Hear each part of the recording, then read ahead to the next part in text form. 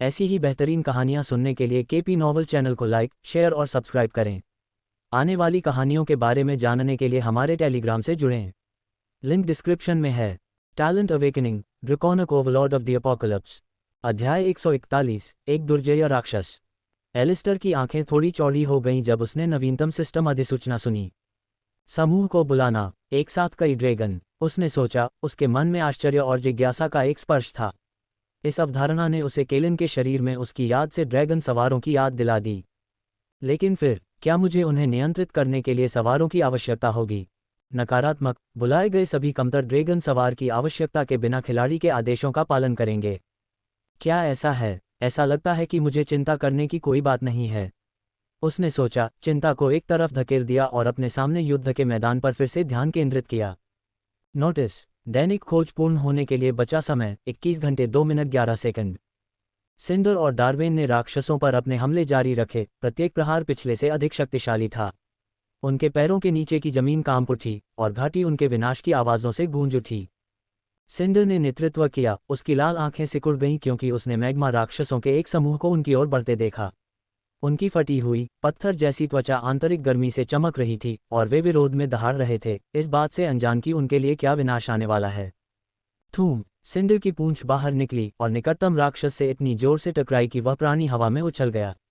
वह कई मीटर तक उड़ गया और फिर एक नुकीली चट्टान से टकराया, जिससे उसका शरीर सुलगते हुए टुकड़ों में बिखर गया।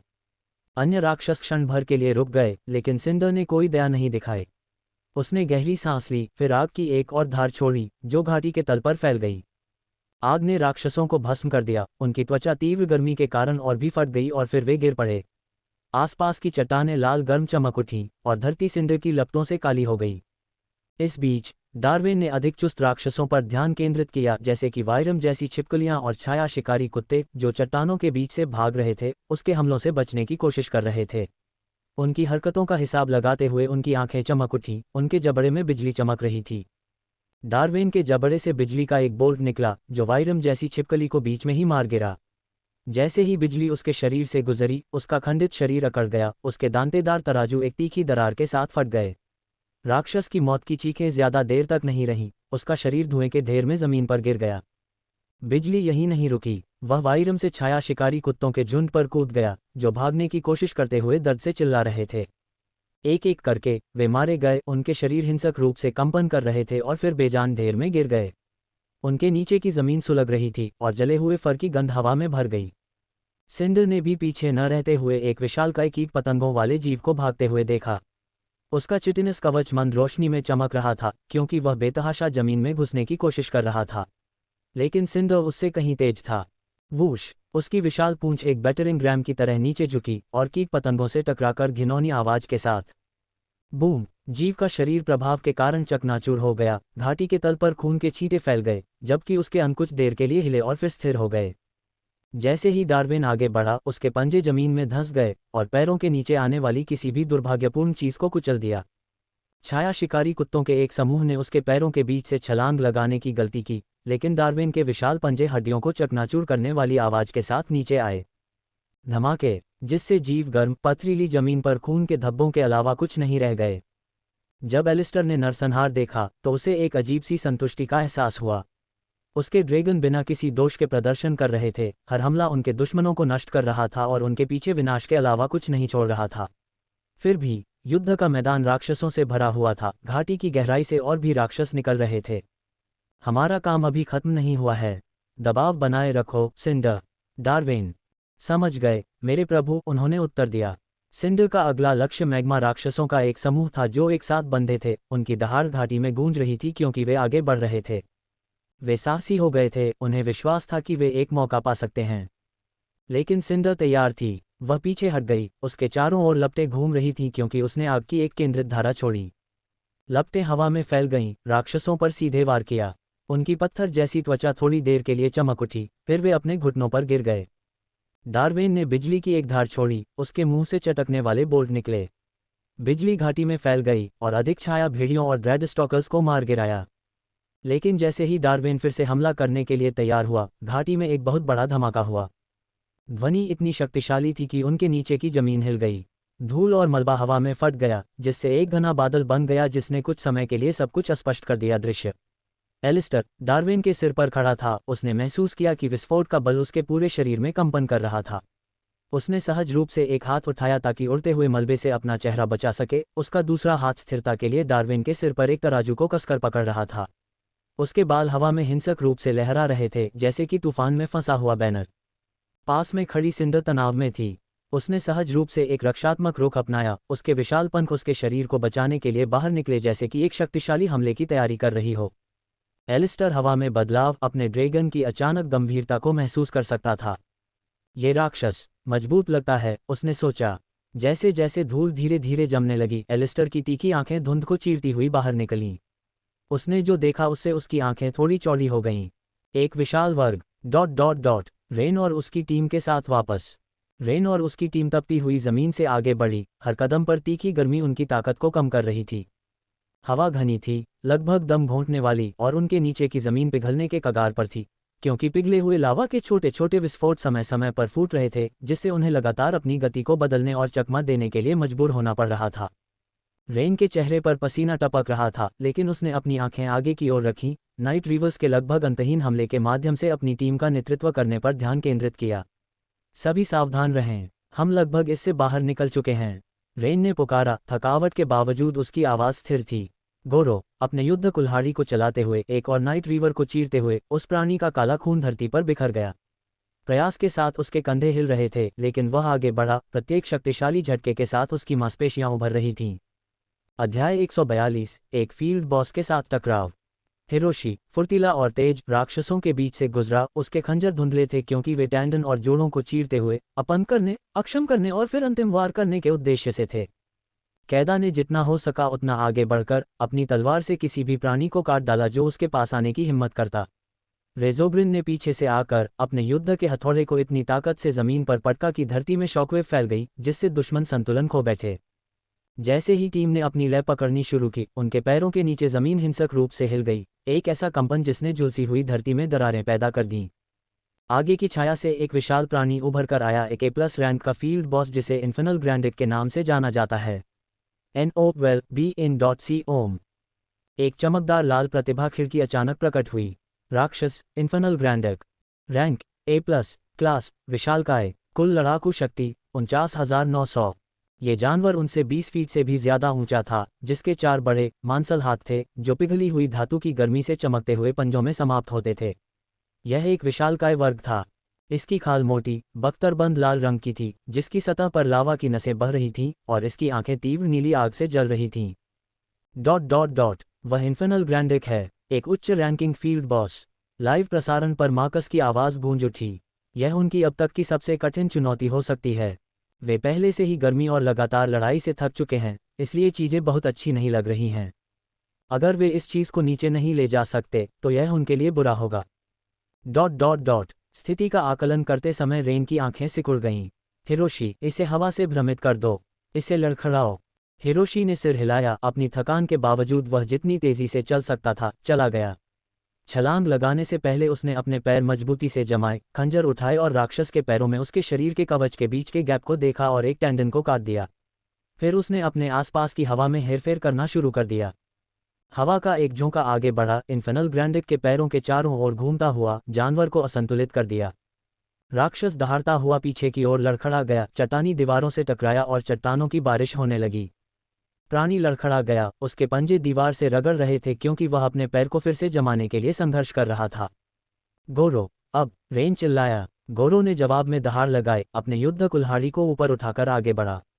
उसने अपने बाएं पैर से एक बड़ा कदम आगे बढ़ाया। अपने शरीर को घुमाते हुए उसने विशाल हथियार को नीचे की ओर घुमाया। कुल्हाड़ी की धार प्राणी के बाएं पैर में जा लगी। गोरो के वार से एक गहरी दरार बन गई और चिंगारियों और पिघले हुए खून की बौछारें उड़ने लगीं। उसने अपनी कुल्हाड़ी को फिर से पीछे खींचा। हवा में चिंगारियों की बौछारें होने लगीं और उसने अपने पैर को तेजी से घुमाते हुए दूसरे पैर पर एक और जोरदार वार किया। वार की ताकत से धरती कांप उठी और शॉकवेव जमीन से होकर गुजरी, जिससे पास के नाइट रीवर्स लड़खड़ाकर गिर पड़े। ये गोरो का एक शक्तिशाली वार है, लेकिन ग्रैंडिक अभी भी खड़ा है। उन्हें इसे तेजी से नीचे लाने का कोई तरीका ढूंढना होगा, नहीं तो वे अभिभूत हो जाएंगे। रेन ने प्राणी को जल्दी से ठीक होते देखा, उसकी जलती हुई आंखें गोरों पर टिकी हुई थीं। कैडा, इसके कवच में मौजूद अंतराल पर निशाना लगाओ, अभी। कैडा की आंखें तेज हो गईं और वह तेजी से आगे बढ़ी, उसकी तलवार तैयार थी। वह आगे बढ़ी और अपने और राक्षसी ग्रैंडिक के बीच की दूरी कम कर दी। राक्षस ने उसे आते देखा और उस पर अपने पंजे घुमाए। जानवर के पंजों से बचने के लिए एक त्वरित साइड स्टेप के साथ वह अपनी एड़ी पर घूम गई। उसने उसके धड़ पर कवच प्लेटों के बीच एक कमजोर बिंदु पर निशाना साधते हुए वार किया। उसका ब्लेड छेद गया और प्राणी पीड़ा में दहाड़ उठा। उसका पिघला हुआ खून जमीन पर गिरते ही फुफकारने लगा, वाष्पित हो गया। आखिरकार उसके पैर जवाब दे गए और वह अपने घुटनों पर गिर गया। राजोग्रिन, इसे खत्म करो, रेन चिल्लाया, उसकी आवाज़ अराजकता को चीरती हुई। राजोग्रिन, जो सही कोण के लिए चक्कर लगा रहा था, ने अपने युद्ध के हथौड़े पर अपनी पकड़ मजबूत कर ली। वह आगे बढ़ा, उसके कदम उसके नीचे की जमीन को हिला रहे थे। जैसे ही वह जानवर के पास पहुंचा, उसने अपने हथौड़े को अपने सिर के ऊपर उठाते हुए हवा में छलांग लगा दी। हाँ, समय धीमा लग रहा था क्योंकि राजोग्रिन ने हथौड़ा को एक कुचलने वाले ऊर्ध्वाधर चाप में नीचे लाया, सीधे इन्फेनल ग्रैंडिक की खोपड़ी पर निशाना साधा। जिस क्षण हथौड़े ने संपर्क किया, राक्षस के शरीर में एक बहुत बड़ा झटका लगा। प्रभाव इतना शक्तिशाली था कि उनके नीचे की जमीन टूट गई, जिससे सभी दिशाओं में दरारें फैल गईं। प्राणी की खोपड़ी एक भयानक क्रंच के साथ धंस गई, पिघला हुआ खून और चिंगारियां हर जगह उड़ गईं, क्योंकि जानवर एक बड़े धमाके के साथ एक बेजान ढेर में गिर गया, धूल हवा में उड़ गई। अविश्वसनीय, रेजोग्रिन ने अभी अभी अंतिम प्रहार किया। यह एक क्रूर, अच्छी तरह से समन्वित टेकडाउन था। उन्होंने ये किया, लेकिन उन्हें देखो, वे मुश्किल से टिके हुए हैं, मार्कस ने कहा, उसका स्वर अब और अधिक गंभीर था। वे प्रगति कर रहे हैं, लेकिन सेक्टर एक्स को साफ करना उनकी वर्तमान स्थिति में संभव नहीं लगता है। फिर से, शायद एलिस्टर कोई चमत्कार कर सके। लेकिन ये सब मुझे उत्सुक करता है, अतीत में अन्य टीमें क्यों विफल हुई या खत्म हो गईं? मार्कस ने एलेना का सामना करते हुए पूछा। ये सिर्फ गर्मी या राक्षस नहीं है, एलेना ने जवाब दिया, उसकी आवाज़ थोड़ी धीमी हो गई। असफलता का मुख्य कारण एक विशेष विशाल श्रेणी का राक्षस है जो आगे घाटी में रहता है। मार्कस ने उत्सुकता से भौहें उठाईं। विशाल श्रेणी, यह अभी अभी मारे गए राक्षस से ज्यादा खतरनाक क्यों है? ये किसी भी अन्य से अलग है, एलेना ने समझाया। जैसा कि हम सभी जानते हैं, सभी विशाल श्रेणी के राक्षसों में जो कमी होती है वह है उनकी गति। लेकिन क्या होगा अगर ऐसा न हो? ये राक्षस ऐसा ही है। इसके आकार के हिसाब से इसमें आश्चर्यजनक गति है, जिससे हमलावरों का मुकाबला करना और उन्हें परास्त करना आसान हो जाता है। इसलिए शारीरिक हमले लगभग कभी नहीं होते, और इससे भी बदतर बात यह है कि इसमें डिस्चार्ज प्रकार की प्रतिभाओं के लिए उच्च प्रतिरोध है। बिजली, आग, ऊर्जा विस्फोट, इनमें से कोई भी इस चीज़ के खिलाफ अच्छा काम नहीं करता। जिन टीमों ने उन क्षमताओं पर भरोसा किया, वे पूरी तरह से नष्ट हो गईं। यह एक बुरे सपने जैसा लगता है, मार्कस ने भौहें सिकोड़ते हुए कहा। अगर वह राक्षस अभी भी वहां है, तो रेन और उसकी टीम को उससे भी बड़ी चुनौती का सामना करना पड़ सकता है, जिसका उन्हें एहसास नहीं है। मार्कस उत्सुक, फिर झुके और पूछा, बताओ, इस राक्षस का नाम क्या है? एलेना रुकी, मानो वह चाहती हो कि दर्शक उसके शब्दों को ठीक से समझ लें। यह विशालकाय श्रेणी का राक्षस है, एस रैंक क्रिम्सन बरसेक। अध्याय 143, क्रिम्सन बरसेक के विरुद्ध। जैसे ही धूल जमी, धुंध से विशालकाय ऐप की आकृति उभरी। ये लगभग 30 फीट लंबा था, इसका लाल फर आग की तरह चमक रहा था। ऐप की विशाल सामने की मांसपेशियां उसके शरीर के बाकी हिस्सों से अलग थीं, वे संघनित काली धातु से बनी हुई प्रतीत होती थीं, जो इसे एक भयानक रूप से ठोस और शक्तिशाली रूप देती थीं। एक गहरी क्रिम्सन प्रतिभा खिड़की अचानक प्रकट हुई। राक्षस, क्रिम्सन बरसेक, रैंक एस, वर्ग, विशाल, कुल लड़ाकू शक्ति 68,600। सिस्टम टिप्पणी, एक विशालकाय वर्ग का राक्षस जिसमें बिजली की तरह तेज रिफ्लेक्स और विस्फोटक शक्ति दोनों हैं। प्रतिभा खिड़की को पढ़ते ही एलिस्टर की आंखें चौड़ी हो गईं। जानवर की कुल लड़ाकू शक्ति चौंकाने वाली थी, जो उसके ड्रैगन से भी प्रतिद्वंद्वी थी। 68,000, यहाँ तक कि डार्विन के पास भी केवल 55,000 की लड़ाकू शक्ति है। क्या यही A+ और S रैंक के बीच का अंतर है? एलिस्टर ने जल्दी से अपने विचार बनाए और अपना आदेश जारी किया। सिंडर, इसे जला दो। समझ गया। एक शक्तिशाली दहाड़ के साथ सिंडर ने अपना विशाल मुंह खोला और आग की एक धार छोड़ी। आग की लपटें आगे बढ़ीं, जंगल की आग की तरह दहाड़ते हुए उन्होंने क्रिम्सन बरसेक को अपनी चपेट में ले लिया। डार्विन के सिर के ऊपर कुछ फीट दूर खड़े होने के बावजूद एलिस्टर तीव्रता को महसूस कर सकता था। जैसे ही आग की लपटें जानवर के चारों ओर घूमी, कुछ क्षणों के लिए दृश्य गरजती आग से भस्म हो गया। बंदर के नीचे की जमीन झुलसकर काली हो गई थी, लपटें गर्मी की एक अंधा करने वाली दीवार बना रही थीं। लेकिन जैसे ही आग आखिरकार कम हुई, एलिस्टर की आंखें सदमे से चौड़ी हो गईं। क्रिम्सन बरसिक ऐप सुरक्षित खड़ा था, उसका विशाल शरीर धुएं से ढका हुआ था लेकिन पूरी तरह से सुरक्षित था। एक छोटी सी सिस्टम विंडो प्रकट हुई, हमला अत्यधिक अप्रभावी। यह असंभव है, एलिस्टर ने कहा, उसकी आवाज़ सदमे से भरी हुई थी। उसने जल्दी से स्थिति का आकलन किया। डार्विन, सिंडर, एक साथ हमला करो। डार्विन दहाड़ा, उसका शरीर बिजली से चटक रहा था। वह सिंडर के साथ आगे बढ़ा, जो आग की एक और धार छोड़ने के लिए तैयार था। डार्विन की बिजली चटकती हुई उसके मुंह से निकली, हवा में अंधाधुंध गति से भागती हुई, जबकि सिंडर की लपटें उसके चारों ओर घूमती रहीं। डार्विन की बिजली ने सबसे पहले क्रिम्सन बरसिक ऐप को मारा, जो उसकी धातु की मांसपेशियों पर चढ़ता हुआ नीचे गया और धरती में लहरें मारता हुआ चला गया। लपटें भी जमीन पर गिरी, उसे फिर से पूरी तरह से ढक दिया। उन्होंने कुछ देर तक अपने हमले जारी रखे। चमक और तीव्रता के कारण एलिस्टर ने अपनी आंखें ढक लीं और थोड़ा झुक गया। आखिरकार वे रुक गए। जैसे ही तीव्रता कम हुई, एलिस्टर ने धीरे से अपनी आंखें खोलीं और जो उसने देखा उससे चौंक गया। बंदर थोड़ा सा हिल गया, लेकिन इसकी धातु की त्वचा ने बिजली को अवशोषित कर लिया। अवशेष उसके शरीर के चारों ओर चटकने लगे, लेकिन यह अंततः अप्रभावी था। सिंडर और डार्विन के संयुक्त हमले के बावजूद क्रिम्सन बरसिक बंदर खड़ा रहा, उसकी लाल आंखें चमक रही थीं। राक्षस के शरीर से धुआं और भाप निकल रही थी, लेकिन फिर भी उसे कोई चोट नहीं लगी। एलिस्टर अपनी जिज्ञासा को रोक नहीं सका। सिस्टम, राक्षस की स्थिति विंडो खोलें। एलिस्टर की नज़र सिस्टम विंडो पर गई, क्योंकि यह भौतिक रूप में आ गई थी। राक्षस, crimson berserk ape. Rank S, class विशाल। आंकड़े HP 30,370, MP 2,540, ATK 11,133, DF 9,108, M ATK 5,065, M DF 6,651, SPD 3,689। कौशल, ग्राउंड स्मैश, अपनी मुट्ठियों से शॉकवेव बनाता है जो धरती को चकनाचूर कर सकता है, जिससे मैग्मा फट सकता है, चाहे वह सतह के स्तर का ही क्यों न हो। रोअर ऑफ फ्यूरी, एक शक्तिशाली दहाड़ निकालता है जो विरोधियों में भटकाव और भय पैदा करता है। मामा डिस्टॉर्शन ऑरा, मैना आधारित हमलों से होने वाले नुकसान को काफ़ी हद तक कम करता है। रैम्पेज, जैसे जैसे यह अधिक क्रोधित होता है, हमले की गति और क्षति को बढ़ाता है। NOWELL-BE-IN.C ओम। बरसिक, बंदर उन्मादी अवस्था में चला जाता है, जिससे उसकी हमले की शक्ति और गति में नाटकीय रूप से वृद्धि होती है। कुल लड़ाकू शक्ति 68,600। टिप्पणी, बिजली की गति से प्रतिक्रिया करने वाली और विस्फोटक शक्ति वाली एक विशालकाय श्रेणी का राक्षस। मैना आधारित हमलों के लिए अत्यधिक प्रतिरोधी। इस राक्षस में अत्यधिक मैना प्रतिरोध है, एलिस्टर ने जोर से कहा। ऐसा लगता है कि नियमित सांस के हमले इस पर काम नहीं करने वाले हैं। डार्विन अभी भी बिजली की चिंगारी से चमक रहा था। उसने सम्मान के भाव से बंदर की ओर देखा। एक योग्य प्रतिद्वंद्वी, उसने गरजते हुए कहा, उसकी आवाज़ चुनौती के लिए प्रशंसा से भरी हुई थी। सिंडर, जिसकी लपटें टिमटिमा रही थीं, ने सहमति में सिर हिलाया। वास्तव में, एलिस्टर अब उनकी चुनौती की गंभीरता को समझते हुए एक नई रणनीति तैयार करने लगा।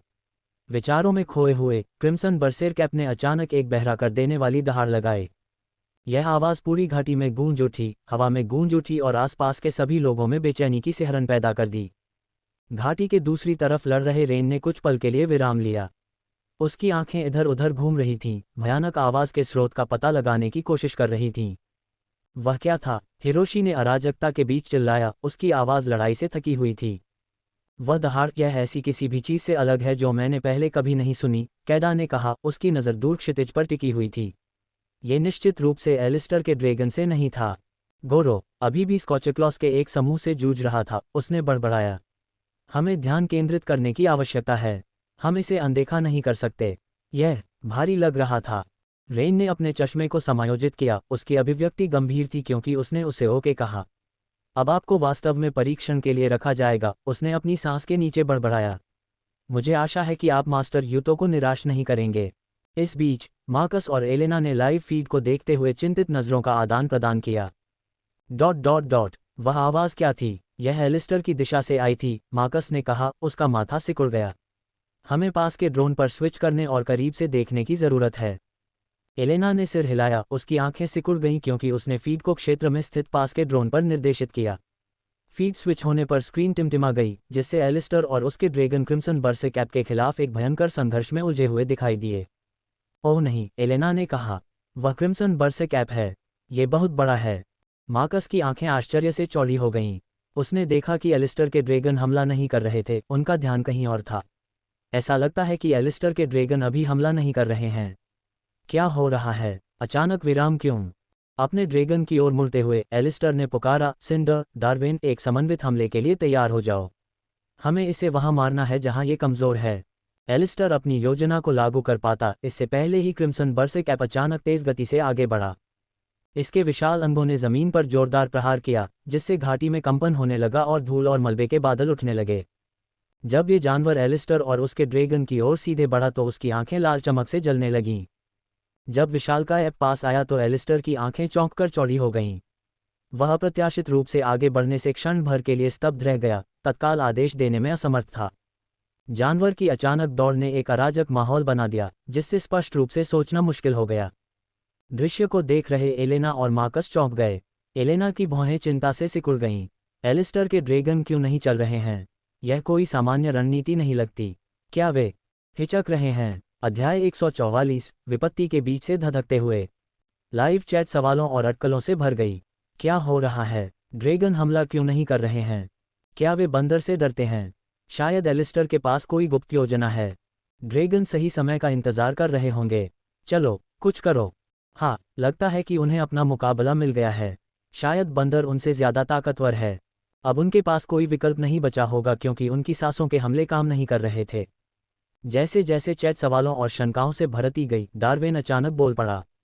मेरे प्रभु, मुझे इस दुश्मन को खत्म करने का सम्मान प्रदान करें। एलिस्टर जल्दी से अपने विचारों से बाहर आया, एक पल के लिए रुका और फिर सिर हिलाया। आगे बढ़ो, डार्विन। धन्यवाद, मेरे प्रभु। इसके साथ ही एलिस्टर डार्विन के सिर से उछलकर सिंडर के सिर पर जा गिरा। उसके वजन में बदलाव ने उसे मुश्किल से परेशान किया क्योंकि उसकी आंखें क्रिम्सन बरसेकैप पर टिकी रहीं। उस पल डार्विन अचानक तेजी से आगे बढ़ा, जो उसके आकार के हिसाब से बिल्कुल अजीब था। हवा में उछलते ही उसके पंख खुल गए, गति का एक धुंधलापन। बंदर अचानक कम हो गई दूरी से भ्रमित होकर कुछ देर के लिए रुक गया। जैसे ही डार्विन आसमान में ऊपर चढ़ा, उसके शक्तिशाली पंजों ने बंदर के कंधों को पकड़ लिया। अपने पंखों के एक शक्तिशाली फड़फड़ाहट के साथ उसने जानवर को हवा में उठा लिया और घाटी से बाहर निकाल दिया। बंदर ने डार्विन के पैरों पर हिंसक रूप से वार किया। जब वह मुक्त होने की कोशिश कर रहा था तो उसकी भारी दहाड़ें पूरे आसमान में गूंज रही थीं। एलेना और मार्कस ने चौंक कर देखा। डार्विन की गति को देखकर उनकी आंखें विस्मय से चौड़ी हो गईं। योजक चिन्ह, योजक चिन्ह। क्या तुमने वह देखा? एलेना ने पूछा। वह ड्रैगन इस तरह कैसे आगे बढ़ा? ये लगभग धुंधला था। मेरी समझ से परे है, मार्कस ने कंधे उचकाते हुए उत्तर दिया। लेकिन एक बात पक्की है, अगर एलिस्टर का ड्रैगन इस तरह से चल सकता है तो वह बंदर से मुकाबला करने में सक्षम हो सकता है। एलेना ने सिर हिलाया, उसकी आंखें स्क्रीन पर चिपकी हुई थीं। शायद हम शक्ति के एक और चकाचौंध भरे प्रदर्शन के लिए तैयार हैं। डार्विन ने पुकारा, मेरे स्वामी, मैं इसे संभाल लूंगा। आपको और लेडी सिंडर को आगे बढ़ना चाहिए। एलिस्टर रुक गया, उसकी नज़र थोड़ी सख्त होती दिख रही थी। डार्विन, मुझे निराश मत करो। मैं हिम्मत नहीं करूंगा, डार्विन ने गर्व के साथ उत्तर दिया क्योंकि वह ऊपर चढ़ रहा था। बंदर की दहाड़ धीमी होती जा रही थी। एलिस्टर ने अपना ध्यान सिंडर की ओर लगाया। चलो चलते हैं, हमें इस क्षेत्र को साफ करना है और दूसरों से मिलना है। तो रास्ता साफ करो। सिंडर ने सिर हिलाया। समझ गया, मेरे स्वामी। सिंडर ने अपना मुंह खोला, आग की लपटों की एक धार छोड़ी, आगे की जमीन को झुलसा दिया और उनके रास्ते में आने वाले राक्षसों को जला दिया। उससे निकलने वाली तीव्र गर्मी ने युद्ध के मैदान को धधकती आग में बदल दिया। ... इस बीच रेन और अन्य लोगों के साथ वे आगे बढ़े। उनके तकनीकी कवच को नाइट रीवर्स के हमलों से गंभीर क्षति हुई। हिरोशी अग्रिम पंक्ति में अपने बाएं खंजर को एक विस्तृत चाप में घुमाया, निकटतम नाइट रीवर को चीरते हुए। वह तेजी से आगे बढ़ा और अपने अगले लक्ष्य पर हमला किया। लेकिन जैसे ही वह दूसरे पर हमला करने के लिए मुड़ा, एक नाइट रीवर ने उस पर बगल से हमला किया। उसके पंजे उसके खुले हुए हिस्से पर निशाना साध रहे थे। हिरोशी, सावधान! कैदा चिल्लाया। हिरोशी ने बचने की कोशिश की, लेकिन उस प्राणी के पंजे उसके कवच और मांस को चीरते हुए उसके शरीर के आर पार हो गए। वह दर्द से कराह उठा, घाव से खून बहने लगा और वह लड़खड़ाते हुए पीछे हट गया। रेन ने यह देखकर चिल्लाया, कैदा, हिरोशी के पास, अभी! कैदा तुरंत आगे बढ़ी और हिरोशी के पास पहुंची। वह उसके बगल में घुटनों के बल बैठ गई, उसके हाथ सुनहरी रोशनी से चमक रहे थे। शांत रहो, हिरोशी, मैं तुम्हें पकड़ लूंगा। हिरोशी ने कराहते हुए सिर हिलाया, उसका चेहरा दर्द से पीला पड़ गया था। धन्यवाद, कैदा। कैदा के हाथ घाव पर चले गए, उसका उपचार करने वाला मन हिरोशी के शरीर में बहने लगा। घाव भरने लगे, ऊतक के फिर से जुड़ने से खून बहना बंद हो गया। हिरोशी की सांसें स्थिर हो गईं और उसके चेहरे पर कुछ रंग लौट आया। जैसे ही कैडा ने काम किया, रेन और अन्य लोगों ने उनके चारों ओर एक सुरक्षात्मक घेरा बनाया। हमलावर नाइट रीवर्स को रोका। रेन ने अपने ज्वाला हमलों को बहुत तीव्र नहीं बनाने की कोशिश की, एक भारी लहर के बजाय छोटी गेंदों को संघनित और फायर किया, ताकि गर्मी उसके अलावा अन्य लोगों को और अधिक प्रभावित न करे। लाइन पकड़ो, रेन ने आदेश दिया, उसकी आवाज़ गंभीर थी। और खुद को संभालो, हम और अधिक चोट नहीं पहुंचा सकते। गोरो और रेज़ेग्रीन ने एक दूसरे के खिलाफ लड़ाई लड़ी। गोरो ने एक पत्थर की बाधा बनाई जिससे राक्षसों को चढ़ने के लिए मजबूर होना पड़ा, और जैसे ही वे नीचे कूदे, वे अपनी कुल्हाड़ी के एक झटके से हवा में ही खत्म हो गए। रेज़ेग्रीन का शरीर उसके पीले रंग के मैना से चमक रहा था, उसकी मांसपेशियां उभरी हुई थीं क्योंकि वह अपनी शक्ति बढ़ाने वाली प्रतिभा को आगे बढ़ा रहा था। अपने हथौड़े से किए गए प्रत्येक झटके के साथ अब हवा का एक बड़ा झोंका आ रहा था, जिससे राक्षस खून की बौछार करते हुए उड़ रहे थे। तभी घाटी में एक धमाकेदार आवाज़ गूंजी। रेन, रेज़ेग्रीन, गोरो, हिरोशी और कैडा तनाव में आ गए, उनकी आंखें ऊपर की ओर घूम रही थीं। क्या क्या, एक और, रेन ने असमंजस में कहा, उसका चश्मा उसकी नाक से थोड़ा नीचे खिसक गया। उन्होंने एक और विशाल श्रेणी के फील्ड बॉस राक्षस को देखा, एक और विशालकाय इन्फेनल ग्रैंडिक। रेन ने अपने दांत पीस लिए। शिट, वाह, क्या मैंने अभी तुम्हारी कसम सुनी।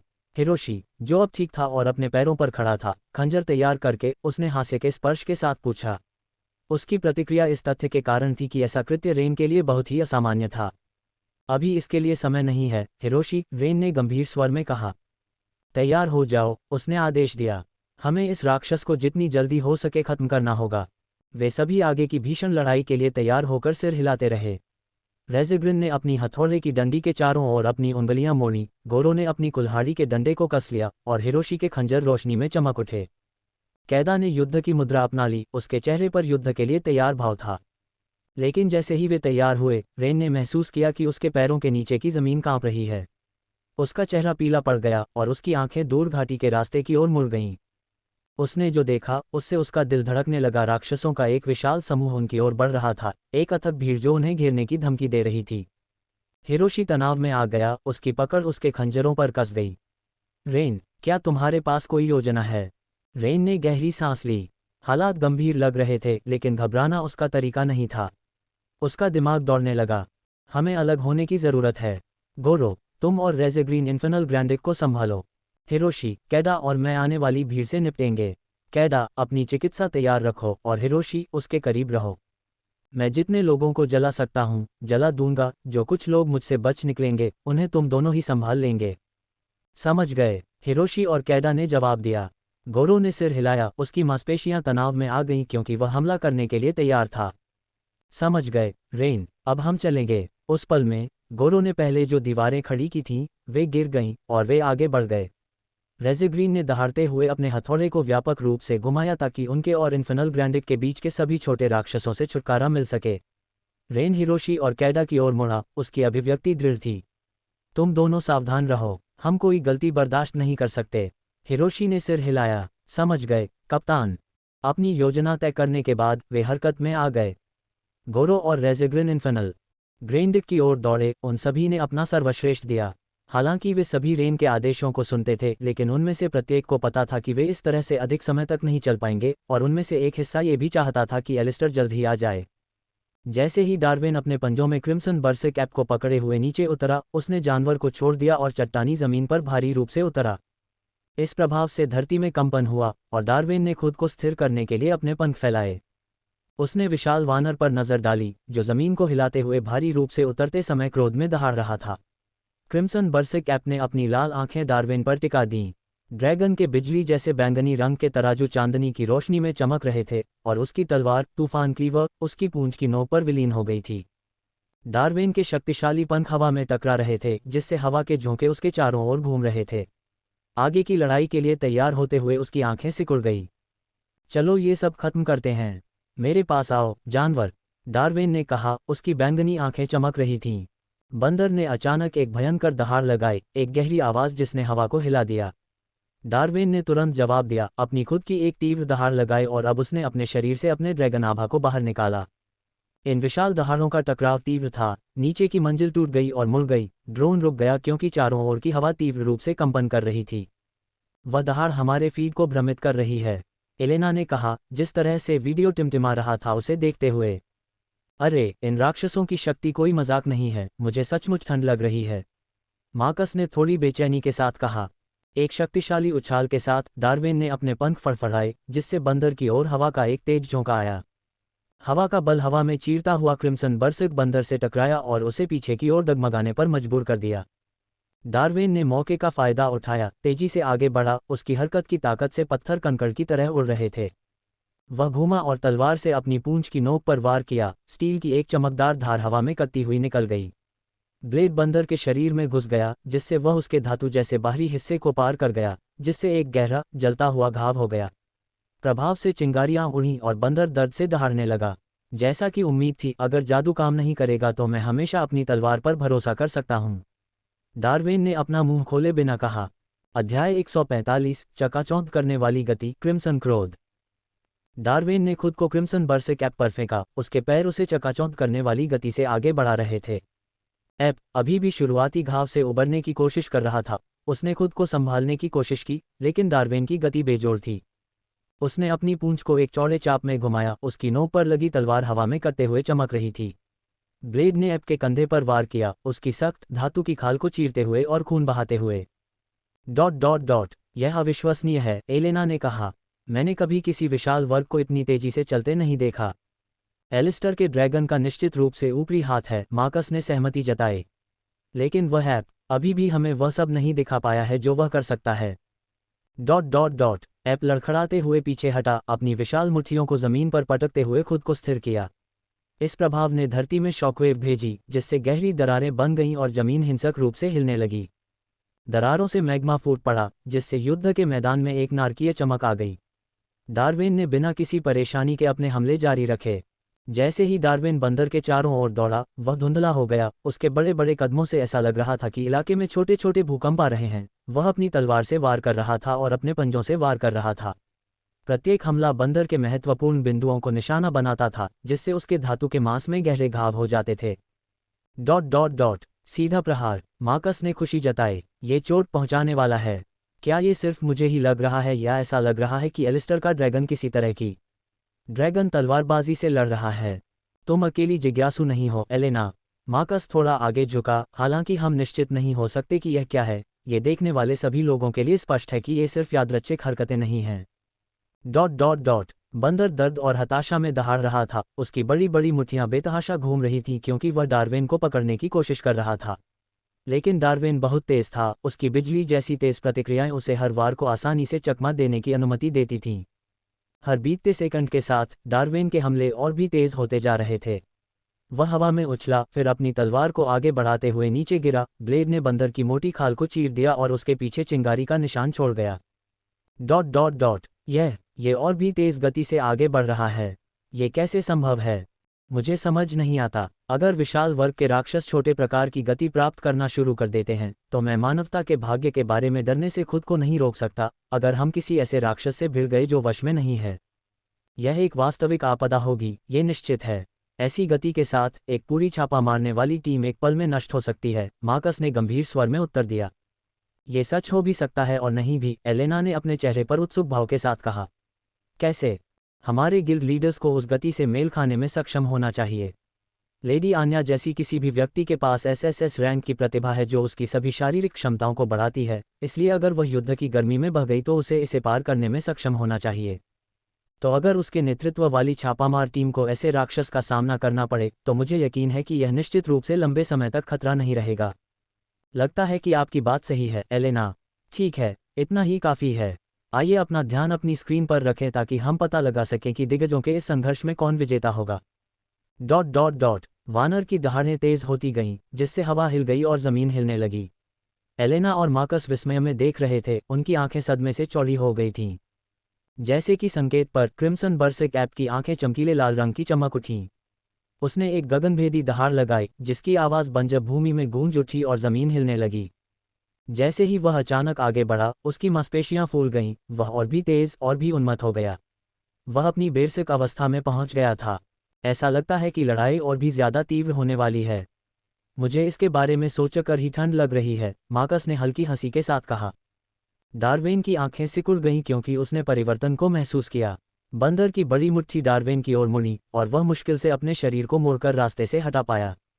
प्रभाव ने डार्विन को उड़ा दिया, उसका शरीर पास के एक बड़े खंडहर ढांचे से टकराया और उसे टुकड़ों में तोड़ दिया। एक पल के लिए दोनों टिप्पणीकार रुक गए क्योंकि वे विचारों में खोए हुए लग रहे थे। मार्कस, क्या आपने वह देखा? लाल बंदर, क्या वह हिल गया या उसने टेलीपोर्ट किया? मैं खुद भी निश्चित नहीं हूं, एलेना। एक पल वह यहाँ था, अगले ही पल वह एलिस्टर के ड्रैगन को उड़ा रहा था। आप क्या कहते हैं कि हम जल्दी से पीछे हटें और इसे धीमी गति में देखें? अच्छा विचार है, एलेना। इसके साथ ही लाइव फीड क्षण भर के लिए कट गई। अब वह दृश्य प्रदर्शित हो रहा था जो एक पल पहले हुआ था, धीमी गति में फिर से चल रहा था। इस गति पर भी मार्कस और एलेना को विश्वास नहीं हो रहा था कि उन्होंने क्या देखा। वानर, वह वास्तव में चला गया, मार्कस ने विस्मय से कहा।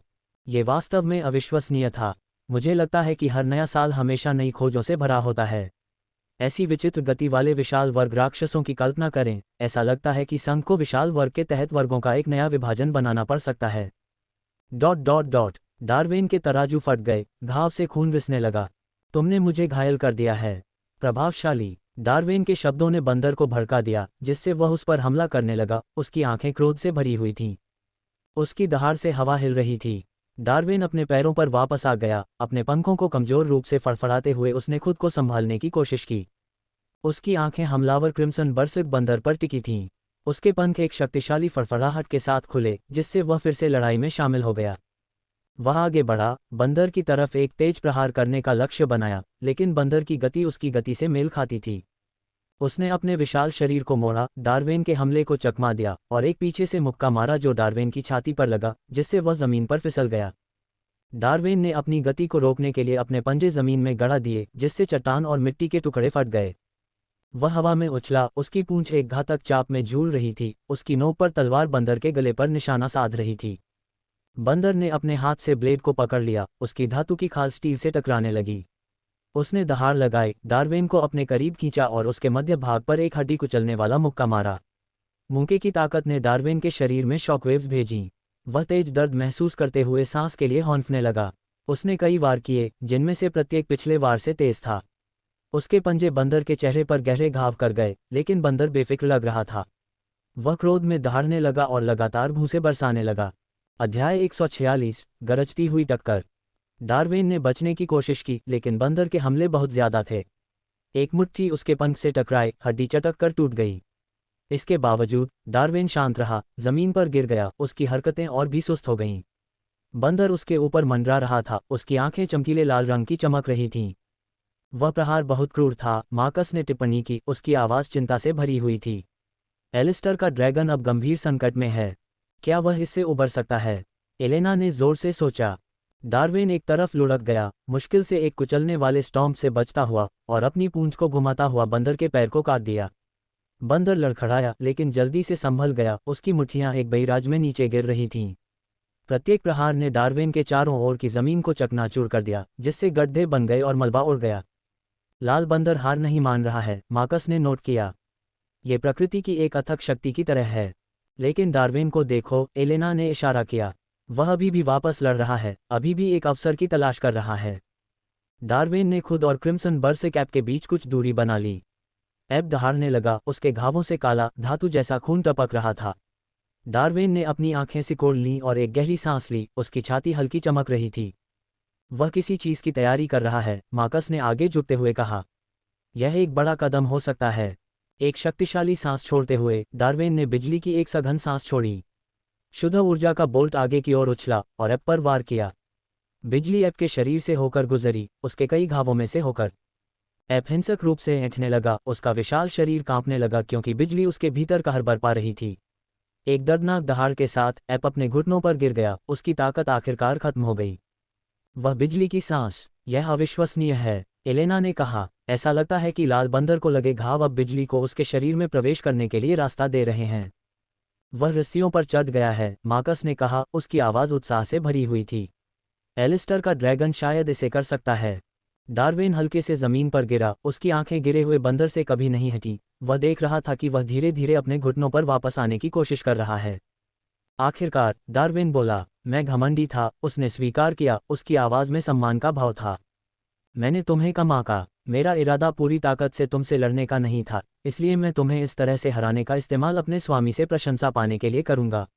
लेकिन अब मैं देख रहा हूं कि तुम सच में एक योग्य प्रतिद्वंद्वी हो, तो तुम्हें हराने के लिए मुझे कुछ प्रयास करने होंगे। जैसे ही उसने कहा, डार्वेन के शरीर पर एक बैंगनी चमक छा गई।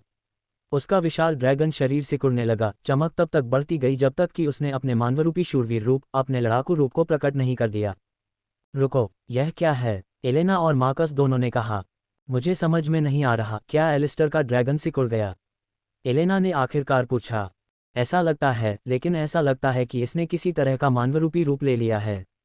क्या यह उसके ड्रैगन की एक और क्षमता है जिसके बारे में हम नहीं जानते हैं? मार्कस ने अनुमान लगाया। एलिस्टर यहाँ तक नहीं है, फिर भी उसका आह्वान हमें विस्मित करना जारी रखता है। खड़े होकर डार्वेन ने अपनी महान तलवार स्टॉर्म क्लीवर को पकड़ा जो उसके बगल में पड़ी थी। तुम्हारी ताकत को पहचानते हुए मैं अपने कबीले की सबसे शक्तिशाली चालों में से एक का उपयोग करूंगा।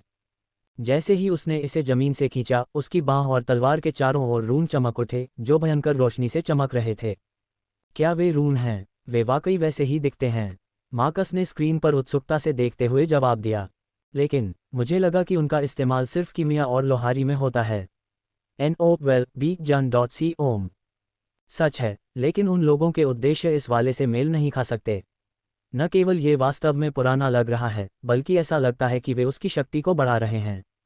डार्वेन के शरीर से भाप उठ रही थी, क्योंकि बिजली उसके चारों ओर हिंसक रूप से चमक रही थी, जिससे छोटे कण हवा में ऊपर उठ रहे थे। उसने स्टॉर्म क्लीवर को उठाया, खुद को एक हड़ताली मुद्रा में रखा। उसके पैर जमीन पर मजबूती से टिके हुए थे, संतुलन के लिए उसके घुटने थोड़े मुड़े हुए थे। उसने तलवार को दोनों हाथों से पकड़ रखा था, ब्लेड उसके शरीर के पार तिरछे कोण पर था, हमला करने के लिए तैयार। उसकी मांसपेशियां तनावग्रस्त थीं, उसका पूरा शरीर अगले कदम पर केंद्रित था। तो मैं अपनी अगली चाल में इस लड़ाई को समाप्त करूंगा। डार्वेन की आंखें बैंगनी बिजली से चमक उठीं जब वह फिर बोला। वीरता शून्य तलवार कला, 12वां रूप, बिजली धूमकेतु, डार्वेन ने कहा। उसकी आवाज़ ने उसके चारों ओर की हवा को शक्ति से कंपन कर दिया। क्या तुमने सुना? मार्कस ने कहा। उसकी आंखें चौड़ी हो गईं। यही है अंतिम चाल। एक पल में डार्वेन ने खुद को एक धमाके के साथ आगे बढ़ाया। गति उसके नीचे की जमीन बिजली की तरह आगे बढ़ने पर टूट गई। उसके शरीर से निकलने वाली बिजली से नीचे की धरती झुलस गई। उसने पलक झपकते ही बंदर से दूरी कम कर ली। उसके पीछे एक बहुत बड़ा ध्वनि विस्फोट हुआ। उसकी तलवार हवा में चीरती हुई धुंधली सी दिख रही थी। ब्लेड ने दर्जनों बार चीरा, एक पल में एक अज्ञात गति से कट गया, हवा के तेज झोंकों के साथ। अगले ही पल डार्वेन दूसरी तरफ खड़ा था। एक पल के लिए डार्वेन और बंदर दोनों ही अपनी जगह पर जम गए। बंदर अभी भी बरकरार था, चारों ओर का जंगल अपनी सांस रोके हुए लग रहा था। फिर धीरे धीरे डार्वेन ने अपनी तलवार नीचे कर ली। उसकी आंखें सम्मान से नरम पड़ गईं। तुमने अच्छी लड़ाई लड़ी, अब शांति से आराम करो। बंदर का विशाल शरीर एक दिल की धड़कन के बाद भी स्थिर रहा, इससे पहले कि उसमें से बिजली की छोटी छोटी चमकें निकलती दिखाई देती। बूम! लाल बंदर अचानक फट गया। उसके शरीर के अंदरूनी हिस्से अनगिनत टुकड़ों में बिखर गए, फिर भी आश्चर्यजनक रूप से केवल उसका मूल बरकरार रहा। युद्ध का मैदान जख्मी और धुआं उगलता हुआ अचानक शांत हो गया, क्योंकि डार्वेन विजयी खड़ा था। उसकी तलवार अभी भी उसके मन के अवशेषों से चमक रही थी। अविश्वसनीय! मुझे यकीन नहीं है कि क्या हुआ, क्योंकि यह इतनी तेजी से हुआ, लेकिन ऐसा लगता है कि लड़ाई खत्म हो गई है। मार्कस चिल्लाया। एलिस्टर के ड्रैगन ने ऐसा किया। ये वास्तव में हुआ। क्या युद्ध था? इसने मुझे पूरे समय तनाव में रखा। वास्तव में यहाँ शक्ति का एक उल्लेखनीय प्रदर्शन था। फिर डार्विन ने शांति से कहा, चूंकि मैं यहाँ से समाप्त हो चुका हूँ, इसलिए बेहतर होगा कि मैं अपने स्वामी के पास लौट जाऊँ। इसके साथ ही उसने अपनी नज़र क्षितिज की ओर घुमाई। एक पल में उसका शरीर बैंगनी बिजली की चमक में लिपटा हुआ था। अध्याय 147 किनारे पर। ठीक है दोस्तों, चलो थोड़ा रुकते हैं। चलो फिर से वही देखते हैं जो हमने अभी देखा, मार्कस ने अपनी आवाज़ को स्थिर करने की कोशिश करते हुए कहा। डार्विन क्रिम्सन बर्सिक कैप के साथ एक गहन लड़ाई के बाद अपनी अविश्वसनीय बिजली की सांस के साथ ज्वार को मोड़ने में कामयाब रहा और फिर एक मानव रूप में बदल गया, जिसने हमें उसकी शक्ति का एक नया स्तर दिखाया। और उसका अंतिम कदम, एलेना बोली, ये वेलोर वर्ड स्वॉर्ड आर्ट, मैंने ऐसा कुछ कभी नहीं देखा। गति, शक्ति, ऐसा लग रहा था जैसे वह खुद बिजली का एक बोल्ट बन गया हो। बिल्कुल, एलेना, और अब वह एलिस्टर के पास लौट रहा है। ये दिखाता है कि उसकी वफादारी की भावना कितनी मजबूत है। इससे हमें जो सीखने को मिला है वह यह है कि न केवल एलिस्टर के संबंध बुद्धिमान हैं, बल्कि वे उसके बारे में वास्तव में उच्च राय रखते हैं। यही वजह है कि वे इतने आज्ञाकारी हैं। अन्य राक्षसों के विपरीत, जहां समनकर्ता को अपने राक्षसों को लाइन से बाहर काम करने से रोकने के लिए लगातार प्रभुत्व की भावना स्थापित करने की आवश्यकता होती है। मैं ये देखने के लिए इंतजार नहीं कर सकती कि आगे क्या होता है, एलेना ने स्पष्ट रूप से उत्साहित होकर कहा। एलिस्टर के पक्ष में डार्विन के वापस आने से चीजें और भी दिलचस्प होने वाली हैं। सच है, मार्कस ने सहमति जताई। ये तो बस शुरुआत है, आगे की लड़ाइयाँ और भी रोमांचक होने का वादा करती हैं। अभी के लिए आइए हम रेन और उसकी टीम को सेक्टर एक्स के अपने आधे हिस्से पर छापा मारते हुए देखें। रोमांच कभी खत्म नहीं होता, क्योंकि एक बार ऐसा हो जाने के बाद वे रीपर्स को कड़ी टक्कर दे सकते हैं। फीड बॉडी कैम पर स्विच हो गई। युद्ध का ज्वार रेन और उसकी टीम के खिलाफ होने लगा। अपनी पिछली सफलता के बावजूद राक्षसों की लगभग अंतहीन लहरें उन्हें थका रही थीं। प्रत्येक सदस्य अपनी सीमाओं को आगे बढ़ा रहा था, उनकी हरकतें धीमी और अनिश्चित होती जा रही थीं। हिरोशी ने खुद को अपने बाएं हाथ और पैर में दर्द से विचलित पाया, दोनों में अब गहरे खून बहने वाले घाव थे। उसने अपने दांत पीस लिए, उसकी सांस उखड़ गई। लानत है, मैं इसे और ज्यादा समय तक नहीं झेल सकता। उसके खंजरों पर उसकी पकड़ थोड़ी कमजोर हो गई। उसने एक शीशी खींची, एक नीली औषधि पी ली। उसने बोतल फेंक दी और कहा, यह मेरी आखिरी औषधि थी। रेन, कैदा, उसकी तलवार अभी भी जीवों को चीरते हुए, वह स्पष्ट रूप से थकी हुई थी, भारी सांस ले रही थी। उसके चेहरे पर पसीना बह रहा था और उसकी हरकतें अनियमित थीं। वे बस रुक नहीं रहे हैं। हम ऐसे नहीं चल सकते। हमें एक योजना की आवश्यकता है। हमारे पास सहनशक्ति की औषधियां खत्म हो रही हैं, इसलिए हम इसे जारी नहीं रख सकते। रेन, स्थिति का आकलन करते समय रेन का दिमाग तेजी से धड़कने लगा, उसका दिल धड़कने लगा। वे हार के कगार पर थे और उसकी टीम पीड़ित थी। यह अच्छा नहीं है। रेन के विचार तेजी से दौड़ने लगे क्योंकि वह राक्षसों को जलाते हुए, संघर्ष करते हुए आगे बढ़ने की कोशिश कर रहा था। उसने एक छोटा विराम लिया, अपने सूट की कमर पर एक छोटे से डिब्बे तक पहुंचते हुए। उसने सहनशक्ति की औषधि निकाली, थोड़ी देर के लिए अपना मुखौटा खोला और फिर से अपना मुखौटा बंद करने से पहले उसे पी लिया। हालांकि इसने उसकी सहनशक्ति को पुनः प्राप्त कर लिया, लेकिन इसने उसके शरीर में दर्द या इस तथ्य को दूर नहीं किया कि उसका मान लगभग समाप्त हो गया था। मैंने पीछे हटने का आदेश दिया होता, लेकिन हम पहले से ही घेरे में हैं, उसने सोचा। उनके पीछे राक्षसों की दृष्टि की पुष्टि करने के लिए उनकी पीठ पर नजर डाली। यही कारण था कि रेन ने लगातार अपनी टीम को लाइन बनाए रखने का आदेश दिया, ताकि आगे बढ़ने पर उनके सामने आने वाले हर राक्षस की मौत सुनिश्चित हो सके। इसने सुनिश्चित किया कि वे इस तरह की स्थिति में नहीं होंगे, क्योंकि राक्षस उनके पीछे चले गए थे, इसलिए वे आश्चर्यजनक हमलों के लिए असुरक्षित थे। लेकिन उनके सर्वोत्तम प्रयासों के बावजूद ऐसा लग रहा था कि उन पर पहले से ही दोनों तरफ से हमला हो रहा था। ऐसा लगता है कि कैदा ने अपना अधिकांश मैना समाप्त कर दिया है। रेज़ोग्रिन और गोरो ऐसा नहीं लग रहे हैं कि वे संयुक्त हमले से रास्ता साफ कर पाएंगे, और हम किसी भी तेज टेकडाउन के लिए हिरोशी पर भी भरोसा नहीं कर सकते। लगता है मुझे रेन और उनकी टीम के लिए चीजें अच्छी नहीं लग रही हैं, मार्कस ने अपनी आवाज में तनाव के साथ टिप्पणी की। वे अभिभूत हो रहे हैं और वे सभी स्पष्ट रूप से थके हुए हैं। एलेना ने सिर हिलाया, उसकी आंखें स्क्रीन पर चिपकी हुई थीं। राज़ोग्रिन और गोरो अभी भी इन्फेनल ग्रैंडिक को हराने में कामयाब नहीं हुए हैं और ऐसा लग रहा है कि वे पतन के कगार पर हैं। राज़ोग्रिन और गोरो अभी भी इन्फेनल ग्रैंडिक के साथ युद्ध में उलझे हुए थे, लेकिन ये स्पष्ट था कि वे जल्द ही जीत नहीं पाएंगे। राज़ोग्रिन के युद्ध हथौड़े के प्रहार अपना प्रभाव खो रहे थे और उसकी सांस भारी हो रही थी। ये चीज़ बस नीचे नहीं जाएगी। धमाका। स्थिति और भी खराब हो गई क्योंकि गोरो को ग्रैंडिक के पीछे से सीधे वार का सामना करना पड़ा, जिससे वह घाटी में उड़ गया। वह एक चट्टान से टकरा गया। दर्द से कराहते हुए उसने वापस उठने की कोशिश की। गोरो, हिरोशी चिल्लाया। हिरोशी तुरंत पलटा, अपने दोस्त की मदद करने के लिए कूद पड़ा। जब उसने ये देखा तो रेन की आंखें चौंककर चौड़ी हो गईं। हिरोशी, तुम क्या कर रहे हो? हिरोशी लाइन तोड़ रहा था, जिसका मतलब था कि उनकी पहले से ही खराब स्थिति और भी खराब होने वाली थी। गोरो को ग्रैंडिक के हमले से उड़कर फेंक दिया गया, मार्कस ने कहा, और देखते हुए झेप गया। और हिरोशी बुरी तरह घायल है, लेकिन उसे कवर करना चाहता है। यह अच्छा नहीं है। गोरो के गिरने को कवर करने की कोशिश करते हुए हिरोशी को एक नाइट रीवर ने उसके दाहिने हिस्से में गहरा वार किया। जिस क्षण उसने अपना ध्यान खो दिया और उसकी ओर बढ़ना चाहा, वह दर्द से कराह उठा, अपने घावों को पकड़ते हुए खून बहने लगा। आह! कैदा को अभिभूत होने और उस पर भी हमला करने में ज्यादा समय नहीं लगा। एक राक्षसी पंजा उसकी पीठ पर वार कर गया और वह पीड़ा में चिल्लाने लगी। कैदा! रेन ने सदमे में पुकारा, लेकिन वह उस तक पहुंचने में असमर्थ था क्योंकि अराजकता जारी थी। राक्षसी ग्रैंडिक ने रेज़ोग्रिन पर एक बैकहैंड हमला किया, जिसने एक बड़े हथौड़े के झटके से जवाब दिया। बूम! प्रभाव ने उसकी भुजाओं में कंपन पैदा कर दिया, जिससे वे सुन्न हो गए। लानत है, उसने निराशा में कहा। जब उसने अपने दांत पीस लिए, अचानक एक राक्षस ने उसकी पीठ पर वार किया, जिससे उसने सहज रूप से बचाव में अपना हथौड़ा घुमाया। इसने उसे एक और बैकहैंड हमले के लिए खुला छोड़ दिया, जिसने उसे युद्ध के मैदान में उड़ा दिया। उसका हथौड़ा पीछे रह गया। क्या यह उनका अंत है? मार्कस ने सोचा, उसकी आवाज़ भय से भरी हुई थी। उन्हें इस समय चमत्कार की आवश्यकता है। एलेना ने सिर हिलाया, उसकी आंखें चिंता से चौड़ी हो गईं। मुझे नहीं लगता कि वे इससे कैसे वापस आ सकते हैं। वे सभी घायल हैं और बहुत थके हुए हैं। इससे पहले कि रेन अपने विचारों को इकट्ठा कर पाता, उसे अचानक एक मैग्मा ऑग ने पेट में घूंसा मारा, जिससे वह पीछे की ओर गिर गया। उसकी दृष्टि धुंधली हो गई क्योंकि उसका चेहरा फर्श पर गिरने से उसका चश्मा टूट गया। उसका हैस भी क्षतिग्रस्त हो गया। अपने पैरों पर खड़े होने के लिए संघर्ष करते हुए उसने अपने मुंह से खून पोंछा। उसका शरीर हमलों से दर्द कर रहा था। हाँ, एक चमत्कार, रेन ने और अधिक खून खांसते हुए कहा। वह कांपते हुए अपने पैरों पर खड़ा हुआ और कम्युनिकेशन पर पुकारा। उसकी आवाज़ हताश थी। एलिस्टर, तुम जो भी कर रहे हो उसे छोड़ दो। आओ हमें बचाओ, हम अब और नहीं टिक सकते। अध्याय 148, शक्ति का प्रदर्शन।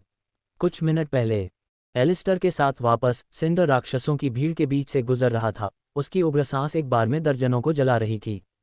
उसकी विशाल पूंछ घूम रही थी, दुश्मनों को जमीन पर पटक रही थी। प्रत्येक प्रहार और झटके के साथ एक संतोषजनक क्रंच या धमाका होता था, क्योंकि वह जानवरों का काम जल्दी से पूरा कर देती थी। एलिस्टर ने उसे शांति से देखा। अच्छा काम, सिंडर। इस गति से हमें जल्द ही रेन और अन्य लोगों से मिलना चाहिए। मैं आपकी प्रशंसा के लिए बहुत आभारी हूँ, उसने जवाब दिया। उनकी प्रगति के बावजूद एलिस्टर इस भावना से छुटकारा नहीं पा सका कि चीज़ें थोड़ी बहुत आसान थीं। उसकी सहज प्रवृत्ति ने उसे बताया कि कुछ गड़बड़ है। जैसे ही यह विचार उसके दिमाग में आया, सिस्टम नोटिफिकेशन बज उठा।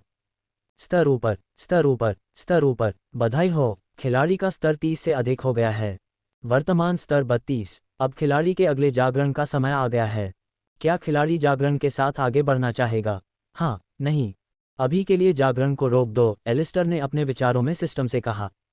युद्ध के मैदान में विचलित करने वाली चीजें नहीं थीं, यहाँ तक कि वे भी जो उसे मजबूत बना सकती थीं। अचानक डार्विन की आवाज़ उसके विचारों में गूंज उठी। मेरे प्रभु, मैंने राक्षस को मार डाला है। अब मैं उसके कोर को हाथ में लेकर वापस आ रहा हूँ। एलिस्टर ने डार्विन की रिपोर्ट सुनकर गर्व महसूस किया। मुझे आप पर गर्व है। आपने अच्छा किया है।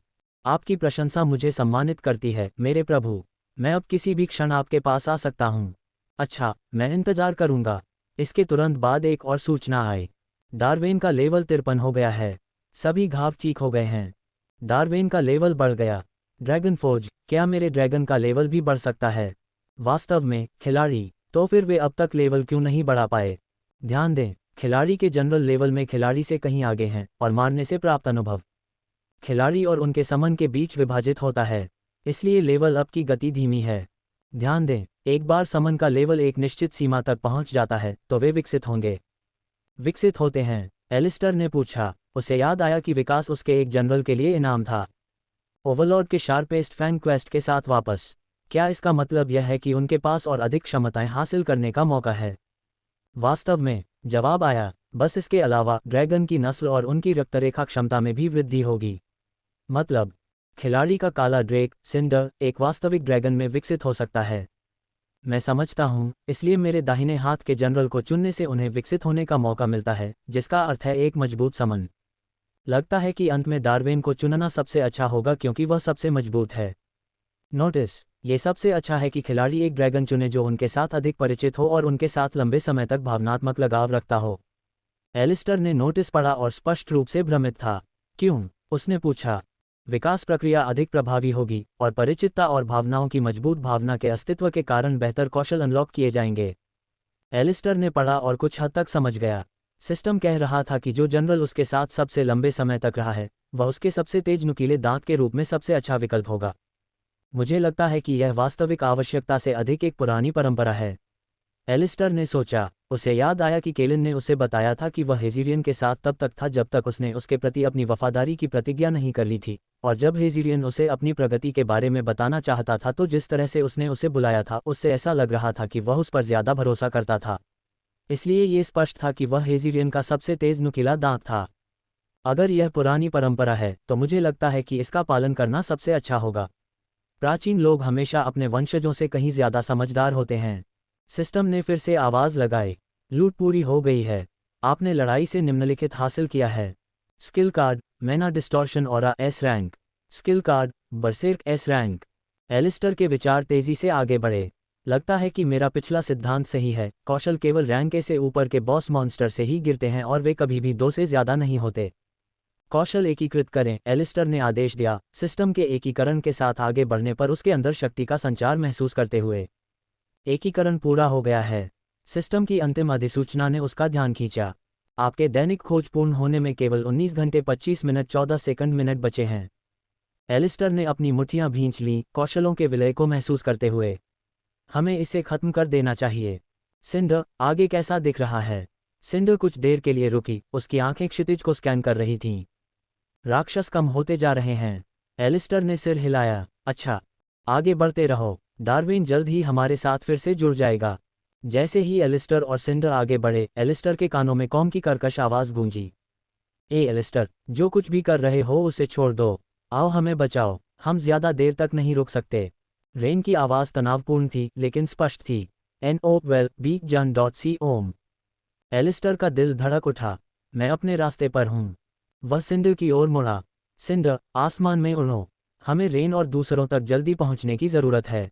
हाँ मेरे प्रभु। उसी पल सिंडर के विशाल पंख खुल गए, जिससे शक्तिशाली झोंके पैदा हुए जिससे आसपास के राक्षस बिखर गए। एक जोरदार छलांग के साथ वह एलिस्टर को अपने साथ लेकर हवा में उड़ गई। जैसे जैसे वे ऊपर चढ़ते गए, नीचे का परिदृश्य धुंधला होता गया, जिससे एलिस्टर को घाटी का स्पष्ट दृश्य दिखाई देने लगा। एलिस्टर ने सिंडर के तराजू को कसकर पकड़ लिया, क्योंकि वह जमीन को देख रहा था। रेन, मुझे अपना स्थान बताओ। हम पूर्वी रिज के पास हैं, किनारे पर एक टूटे हुए वॉच टावर के ठीक पीछे। रेन की आवाज़ संचार के माध्यम से कर्कश हो गई। मैं तुम्हें देख रहा हूं, एलिस्टर ने जवाब दिया। समूह को राक्षसों के खिलाफ बेतहाशा लड़ते हुए देखा। उनकी पीठ एक ढहती हुई पत्थर की दीवार से सटी हुई थी। कई घावों से खून टपक रहा था, जिससे उनके कवच दागदार हो गए थे। वे भारी सांस ले रहे थे, उनके सामने हथियार कांप रहे थे, वे अथक भीड़ को रोकने के लिए बेतहाशा लड़ रहे थे। ये स्पष्ट था कि वे पराजित होने से कुछ ही क्षण दूर थे। सिंडर, गोता लगाओ, एलिस्टर ने आदेश दिया। जवाब में सिंडर ने अपने शरीर को नीचे की ओर झुकाते हुए दहाड़ लगाए। वे युद्ध के मैदान की ओर तेजी से आगे बढ़े, हवा उनके पीछे से गुजर रही थी। एलिस्टर ने देखा कि field boss monster, infernal Grandic, रेन और अन्य लोगों की ओर बढ़ रहा था, हर कदम जमीन को हिला रहा था। इसने एक विशाल उग्र हाथ उठाया, जो अंतिम कुचलने वाला झटका देने के लिए तैयार था। ... क्या एलिस्टर समय पर बच पाएगा? मार्कस ने कहा, या यह निश्चित रूप से व्हाइट कॉमेट्स का अंत होगा? मुझे नहीं पता, मार्कस, एलेना ने जवाब दिया, उसकी आवाज़ थोड़ी कांप रही थी। वे बहुत घायल हैं और वे अधिक समय तक टिक नहीं सकते। एलिस्टर का दिल धड़क रहा था। सिंडर, जल्दी करो। सिंडर ने दहाड़ लगाई और तेजी से गोता लगाया, लेकिन एलिस्टर देख सकता था कि वह समय पर नहीं बच पाएगी। विशालकाय राक्षस का हाथ भयानक गति से नीचे आया और ऐसा लग रहा था कि यह उन्हें अपने वजन के नीचे कुचल देगा। रेन ने ऊपर देखा, उसकी आंखें एलिस्टर से मिलीं। उसकी निगाहों में डर का भाव था, लेकिन वह मुस्कुराने में कामयाब रहा। एलिस्टर ने अपने दांत पीस लिए, क्योंकि उसके विचार तेजी से आगे बढ़ रहे थे। उसका दिमाग हाइपरड्राइव में था, जबकि उसकी आंखें केंद्रित थीं। हमारी गति से सिंडर और मैं समय पर नहीं पहुंच पाएंगे, और मैं उसकी लपटों पर भरोसा नहीं कर सकता क्योंकि रेन और अन्य लोग आग में फंस सकते हैं। डार्विन जल्द ही वापस नहीं आएगा, और भले ही मैं उसे वापस बुला लूं और तुरंत उसे वहां बुला लूं, वह राक्षसों को अपना जीवन समाप्त करने से नहीं रोक पाएगा क्योंकि उसकी लड़ाई शैली बचाव पर नहीं, बल्कि आक्रमण पर केंद्रित है। मुझे पहले उन्हें बचाने का कोई तरीका ढूंढना होगा। ... और इसलिए हमें अपनी प्रार्थनाएं देनी चाहिए कि इन साहसी योद्धाओं को उनकी आत्मा के चले जाने के बाद शांति मिल सके। ... तभी एलिस्टर को लगा कि उसके विचारों में एक आवाज़ आई, मेरे प्रभु, मुझे ये सोचकर दुख हो रहा है कि शायद आप मेरे बारे में भूल गए हैं। एलिस्टर अचानक थोड़ा मुस्कुराया, राहत महसूस की, और फिर अचानक उसने आवाज़ लगाई, आगे आओ, टेरा। अध्याय 149, शक्ति का प्रदर्शन भाग 2। उन सभी को लगा कि यह अंत है। उनकी स्थिति असंभव लग रही थी, उनके घाव गंभीर थे और वे राक्षसों से घिरे हुए थे। जो उन्हें बचा सकता था वह बहुत दूर था और ऐसा नहीं लग रहा था कि वह जल्द ही उनकी मदद कर पाएगा। ऐसा लगता है कि मैं अंत में अभी भी एक आशावादी मूर्ख हूँ। रेन ने बहुत अहंकारी होने के लिए चुपचाप खुद को कोसा। वह मास्टर यूतो को प्रभावित करना चाहता था, उसे दिखाना चाहता था कि वे इस बार निराश नहीं होंगे, एक बोझ नहीं होंगे, कि वह फिर से उनका अनुसरण कर सकता है। लेकिन ऐसा लग रहा था कि भविष्य के रोमांच की उसकी आशा ने उसकी टीम को उनकी कब्र तक पहुंचा दिया होगा। मास्टर यूतो, अगर आप ये देख रहे हैं तो कृपया मुझे माफ़ करें। मुझे खेद है कि मैंने आपको निराश किया। उसी पल एलिस्टर की आवाज़ गूंजी, आगे आओ टेरा। क्रैकल। रेन और अन्य लोगों के ऊपर एक बड़ी दरार खुल गई। एक पल में घाटी में एक जोरदार दहाड़ गूंज उठी। Dot dot dot. अरे रुको, यह क्या है? क्या तुमने सुना एलेना? मार्कस ने अपनी आवाज़ में आश्चर्य के साथ पूछा। हाँ, मैंने सुना, लेकिन क्या यह एलिस्टर का ड्रैगन नहीं है?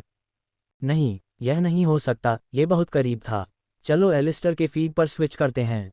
उन्होंने फीड को बदल दिया, लेकिन जैसे ही उन्होंने ऐसा किया, उन्होंने जो देखा उससे वे अचंभित रह गए। Dot dot dot. रेन और अन्य लोगों को घेरने वाले राक्षस डर से जम गए और उनके चारों ओर की जमीन नर्म हो गई, रेत में बदल गई और उनकी हरकतें रुक गईं। एक विशाल दीवार खड़ी हो गई जिसने रेन और अन्य लोगों को ग्रैंडिक के हमले से बचा लिया। उस पल में रेत के कांटे धरती से आगे की ओर उछले, सभी राक्षसों को छेदते हुए उन्हें तुरंत खत्म कर दिया। Dot dot dot. अरे ये शक्ति क्या है? ये किसकी प्रतिभा है? मुझे याद नहीं है कि व्हाइट कॉमेट्स में कोई भी रेत में हेरफेर करने में सक्षम था। मार्कस। रुको, फिर कौन? इससे पहले कि वह अपना सवाल पूरा कर पाता, उसे एक जोरदार धमाके ने रोक दिया। धमाका। ऊपर की दरार से एक विशाल सुनहरा ड्रैगन उभरा। रेन और अन्य लोगों ने उसे देखते ही चौंककर अपनी आंखें चौड़ी कर लीं। ड्रैगन उनके ठीक सामने उतरा। नीचे धरती की गर्म नारंगी चमक उसके सुनहरे तराजू को डराने वाली उपस्थिति दे रही थी। नरकीय ग्रैंडिक अभी भी हिलता हुआ दिखाई दे रहा था, उसके शरीर में छेद किए गए कांटे उसे खत्म करने के लिए पर्याप्त नहीं थे। हालांकि ये तत्काल समस्या नहीं थी। रहस्यमय सुनहरे ड्रैगन के डर से अभिभूत होकर उसने भागने का प्रयास किया। जैसे ही उसने ऐसा किया, ऊपर से आग की लपटें बरसने लगीं, जिससे वह राख में बदल गया। इसके तुरंत बाद सिंडर उतरा और एलिस्टर उसके सिर से उछलकर जोरदार धमाके के साथ जमीन पर गिरा। Dot dot dot. रुको, मुझे यह मत बताओ, मार्कस ने कहा, कोई रास्ता नहीं है। इसका कोई मतलब नहीं होगा। आखिरकार उसने अपनी सीट से उठकर स्क्रीन को चौंकते हुए देखा। लेकिन अगर ऐसा है तो क्या होगा? एलेना ने उसकी ओर देखते हुए कहा, उसे अपनी सीट पर वापस बैठने के लिए हाथ बढ़ाया। मार्कस ने उसकी आंखों में आंखें डाल लीं, शांत होने के लिए सहमत होकर वह वापस बैठ गया। Dot dot dot. एक पल के लिए हर कोई ये देखकर चौंक गया। उन सभी के विचारों में एक धारणा थी, लेकिन वे अपने निष्कर्ष पर पहुंचने से पहले चीज़ों को पूरा करना चाहते थे। फिर विशाल सुनहरे ड्रैगन ने अपना सिर झुकाया, उसकी आवाज़ बिना अपना मुंह खोले हवा में कंपन कर रही थी। टेरा अपने स्वामी को नमस्कार करती है। रेन और अन्य लोग दंग रह गए, लेकिन उनके अलावा मार्कस और एलेना को इस पर विश्वास नहीं हो रहा था। एलिस्टर ने न केवल अपनी टीम को बचाया था, बल्कि उसने एक और समन के साथ ऐसा किया था। Dot dot dot. क्या तुमने वह देखा एलेना? या मैं कुछ देख रहा हूँ? नहीं, मैं इसे स्पष्ट रूप से देख सकता हूँ। एलिस्टर ने अभी एक और ड्रैगन को बुलाया है। एक तीसरा ड्रैगन। एलेना की आवाज़ विस्मय से कांप उठी। यह अविश्वसनीय है मार्कस। एलिस्टर के पास एक नहीं, बल्कि 3 शक्तिशाली समन हैं। व्हाइट कॉमेट्स को पराजित होने में कुछ ही क्षण बचे थे और उसने उन्हें सही समय पर बचा लिया। लाइव स्ट्रीम में बहुत धमाका हुआ, दर्शक विस्मय से भर गए, चैट में प्रशंसा की बाढ़ आ गई और कई लोगों ने एलिस्टर से मिलने की इच्छा व्यक्त की। चैट में इस तरह की टिप्पणियां भरी पड़ी थीं। क्या तुमने वह सुनहरा ड्रैगन देखा? भाई के पास एक और है। वह इस समय स्टेरॉइड पर एक समन करता है। रुको, क्या वे तराजू वास्तव में सोने से बने हैं? तो ऐसा लगता है कि एक बार एसएसएस रैंक पर पहुंचने के बाद सभी सामान्य ज्ञान खिड़की से बाहर फेंक दिए जा सकते हैं। एलिस्टर अविश्वसनीय है। मैं एलिस्टर से मिलना चाहता हूँ। क्या किसी को पता है कि वह अभी भी सिंगल है? वह अब एक बड़ा शख्स है। गंभीरता से, कौन 3 पौराणिक समन वाले लड़के के साथ खिलवाड़ करना चाहेगा? मैं अभी भी ड्रैगन समनकर्ता फैन क्लब के लिए भर्ती कर रहा हूँ। मैं शामिल हो जाऊंगा। मैं कहाँ साइन अप करूँ? क्या वह अब इतना मजबूत नहीं है कि उसे कोई उपनाम दिया जा सके? ओह, ड्रैगन लॉर्ड के बारे में क्या? बहुत बढ़िया लगता है। ड्रैगन लॉर्ड की जय हो। ड्रैगन लॉर्ड की जय हो। Dot dot dot. रेन अभी भी अपनी सांसें संभालते हुए एलिस्टर की ओर देखा। एलिस्टर, तुमने कैसे? मैं नहीं चाहता था कि चीजें इस तरह से घटित हों, एलिस्टर ने तेजी से कहा, उसे बीच में रोकते हुए जैसे ही वह धीरे धीरे रेन और दूसरों के पास गया। उसके चारों ओर की आभा हवा में सांस लेना थोड़ा मुश्किल बना रही थी। लेकिन ऐसा लगता है कि मेरे पास कोई विकल्प नहीं है। रजोग्रिन ने उलझन में भौहें सिकोड़ते हुए पूछा, क्या? रेन समान रूप से हैरान ने कहा, तुम किस बारे में बात कर रहे हो? एलिस्टर की आंखें सिकुड़ गईं। चुप रहो और अपने बॉडी कैम से छुटकारा पाओ, उसने आदेश दिया। रेन हैरान था, पीला और कांपता हुआ दिख रहा था। उसने एलिस्टर का ये पक्ष नहीं देखा था। वह हकलाया। रुको, क्या? एलिस्टर ने रेन के घावों की ओर तेजी से इशारा किया। तुम्हारे शरीर से खून बह रहा है, हमें इसे संभालना होगा। लेकिन ऐसा कैसे? रेन ने शुरू किया, लेकिन एलिस्टर ने उसे बीच में ही रोक दिया। उसका स्वर दृढ़ और थोड़ा ठंडा था। अब कैम हटाओ। रेन और बाकी लोगों ने असहज नज़रों का आदान प्रदान किया, लेकिन फिर भी उन्होंने उसका पालन किया। वे सभी अपने सूट तक पहुंचे, बटन दबाते हुए कैम को निष्क्रिय कर दिया। एलिस्टर ने भी ऐसा ही किया। जब आखिरी कैम बंद हुआ, एलिस्टर ने उनके घावों को देखा, फिर कहा, इससे दर्द हो सकता है, लेकिन यह ज़रूरी है। एलिस्टर ने अपना हाथ उनकी ओर बढ़ाया। खून में हेरफेर, उसने शांति से कहा। उस पल में खून रेन पर फैल गया और बाकी लोगों के सूट धीरे धीरे उनके शरीर पर वापस चले गए। खून गर्म हो गया, जिससे वे दर्द से कराह उठे। अध्याय 150, रहस्य और विश्वास। जब सारा खून बहकर घावों पर इकट्ठा हो गया, तब एलिस्टर ने कहा, खून से घाव भर गया। खून आपस में जुड़कर मांस बन गया और घाव भरकर सामान्य हो गया। रेन और अन्य लोगों ने अपनी हैरानी व्यक्त की, उनकी आंखें चौड़ी हो गईं और मुंह खुला रह गया। हिरोशी हकलाते हुए बोला, क्या ये वाकई ठीक हो रहा है? कैदा ने कहा, हाँ, लेकिन नहीं, यह अलग है। रेजर ग्रीन आगे बढ़ा और चिल्लाया, यह क्या है बच्चे? एलिस्टर ने जवाब दिया, यह मैं सुनिश्चित कर रहा हूं कि तुम सब मरो नहीं। थोड़ा सा धन्यवाद देने से कोई नुकसान नहीं होगा। रेजर ग्रीन भड़क गया, क्यों तुम? रेन ने तुरंत हस्तक्षेप किया, बस इतना ही काफ़ी है। उसने धीरे से अपनी बाहें मोड़ी और अपने कंधों को घुमाया और कहा, यह कैदा के उपचार से आश्चर्यजनक रूप से अधिक प्रभावी है। कैदा को बुरा लगा, अरे, मेरा उपचार ठीक है।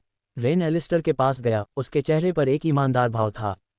मैं स्पष्टीकरण की मांग नहीं करने जा रहा हूँ। हर किसी को अपने रहस्य रखने का अधिकार है। कुछ कार्ड वे अपने सीने के पास रखते हैं। आखिरकार केवल एक मूर्ख ही अपने सभी कार्ड टेबल पर रखता है। फिर उसने एलिस्टर की ओर अपना हाथ बढ़ाया। तो हमें बचाने और हमारे घावों को भरने के लिए धन्यवाद। हम आपके जीवन के ऋणी हैं। एलिस्टर ने आगे बढ़कर उसका हाथ पकड़ लिया। तो आपका स्वागत है। मुझे खुशी है कि मैं आपकी मदद कर सका। रेन ने कुछ देर रुककर कहा, लेकिन एलिस्टर के चेहरे पर जिज्ञासा थी। लेकिन क्या? रेन की नज़र एलिस्टर पर एक पल के लिए टिकी रही, फिर उसने कुछ कहा। आपको अपनी टीम से रहस्य नहीं रखना चाहिए। हमें एक दूसरे पर भरोसा करना चाहिए और एक दूसरे का साथ देना चाहिए। अगर आप हमसे कुछ छिपाएंगे तो हम ऐसा कैसे कर सकते हैं? एलिस्टर ने भौहें उठाईं। तुम्हें पता है कि तुम और मैं एक दूसरे से सिर्फ 8 बार ही बात कर पाए हो। तुम में और किसी अजनबी में कोई फर्क नहीं है। रेन ने हंसते हुए बात को स्वीकार किया। सही तर्क है। तो मुझे लगता है कि तुम धीरे धीरे हमें जानने के साथ साथ चीज़ों को प्रकट कर सकते हो। तभी घाटी में एक जोरदार धमाका हुआ। सभी ने अपना सिर स्रोत की ओर घुमाया। डार्विन अपने हाथ में एक विशाल नारंगी गोला पकड़े हुए उतरा था। मेरे स्वामी, मैं वापस आ गया हूँ। डार्विन एलिस्टर के पास गया और बर्जर कैप से संबंधित बड़े कोर को एलिस्टर के बगल में रख दिया और सम्मानपूर्वक झुक गया।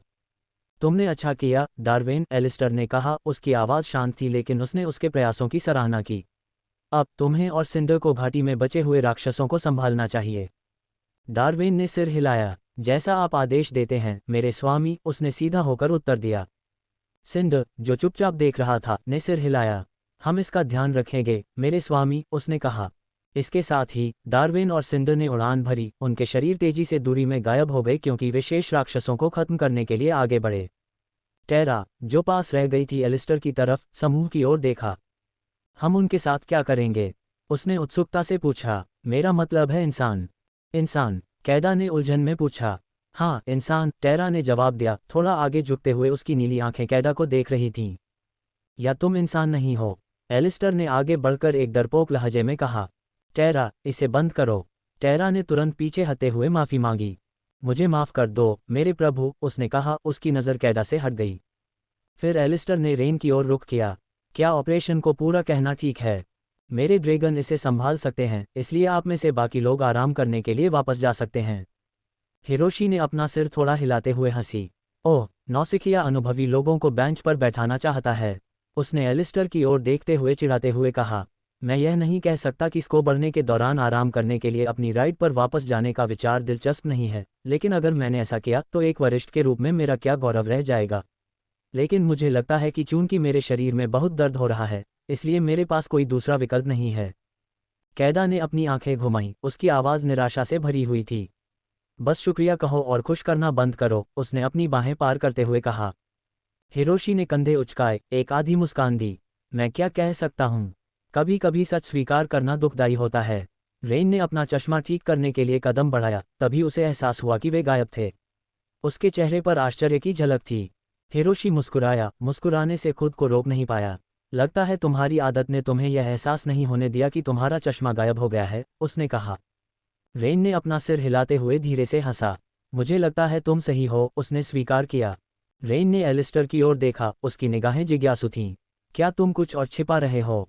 एलिस्टर मुस्कुराया। यह एक रहस्य है, मुझे रहस्य रखने की अनुमति है न? रेन ने आह भरी, फिर मुस्कुराया। तो क्या मैं कम से कम इस काम को संभालने के लिए तुम पर भरोसा कर सकता हूँ? तुम चीज़ों को खराब नहीं करोगे। जब पिकअप टीम आएगी तो कोई राक्षस खड़ा नहीं रहेगा। एलिस्टर की अभिव्यक्ति गंभीर हो गई, उसका आत्मविश्वास स्पष्ट था। हाँ, तुम मुझ पर भरोसा कर सकते हो। रेन ने उसकी आंखों में दृढ़ विश्वास देखा और थोड़ा मुस्कुराया। मुझे लगता है कि मास्टर यूतो को पता था कि तुम क्या करने में सक्षम हो। शायद इसीलिए उसने तुम पर इतना भरोसा किया और तुम पर इतनी दया दिखाई।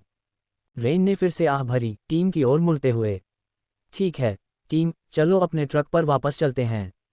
रेज़ोग्रिन की आंखें चौंक कर चौड़ी हो गईं। तुम गंभीर नहीं हो सकते। हम वास्तव में सब कुछ इस बच्चे और उसकी उड़ने वाली छिपकलियों पर छोड़ देंगे। इससे पहले कि कोई जवाब दे पाता, टेरा की आवाज़ जोरदार तरीके से गूंज उठी। उसकी उपस्थिति ने जगह पर अपना दबदबा बना लिया। अपनी जुबान संभालो लड़के। अगर मेरे भगवान की दया ना होती तो तुम बहुत पहले ही धूल में मिल गए होते और हवा में खो गए होते। अगर तुमने फिर से गलत बोलने की हिम्मत की तो मैं तुम्हें यकीन दिलाता हूं, तुम्हें इसका पछतावा होगा। एक आर्ची वॉर्ड हमेशा अपने वचन पर खरा उतरता है। टेरा की आभा बढ़ गई, जिससे रेन और अन्य लोगों की रीढ़ की हड्डी में ठंडक दौड़ गई। दमनकारी आभा ने हवा को भारी बना दिया और रेज़ेग्रीन कांपने लगा। हिरोशी ने रेज़ेग्रीन के कंधे को हल्के से थपथपाते हुए उसके पास कदम रखा। अरे बसकिल मत बनो, हम सब यहाँ थक चुके हैं। हमारे लिए इसे खराब मत करो।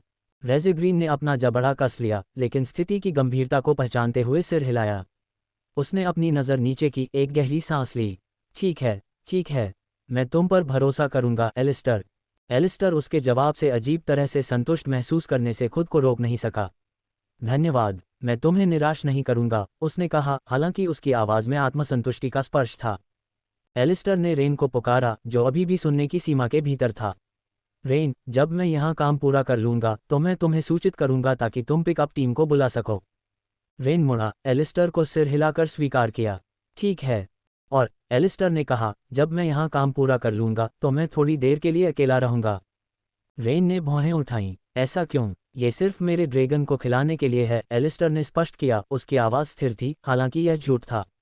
यह एक नाजुक और व्यक्तिगत प्रक्रिया है जिसे वे अपने तक ही सीमित रखते हैं। इसलिए मैं अपना कैमरा भी वापस चालू नहीं करूँगा। यह उसका बहाना था ताकि वह अपनी दैनिक खोज को पूरा कर सके। रेन ने इस पर विचार करते हुए विराम लिया। फिर उसने फिर से सिर हिलाया। ठीक है, काम पूरा होने के बाद वापस आ जाना। हो सकता है कि इससे हम दूसरे गिल्ड से आगे निकल गए हों, लेकिन इससे उन्हें आगे बढ़ने से नहीं रोका जा सकता। तो जल्दी करो, एलिस्टर ने एक तेज सिर हिलाया। समझ गया। जब वे वापस चले, घाटी के ऊपर की ओर जाने वाली खड़ी ढलान पर चढ़ते हुए, हिरोशी झुक गया, उसके होठों पर एक मुस्कुराहट थी। तो तुम बच्चे पर भरोसा करते हो, है न? रेन ने थोड़ा समायोजित किया, अभी भी टेरा के पहले के प्रकोप से घबराया हुआ था। मुझे लगता है मास्टर यूतो ने उसमें कुछ देखा, और मुझे भी। वह इसे संभाल लेगा।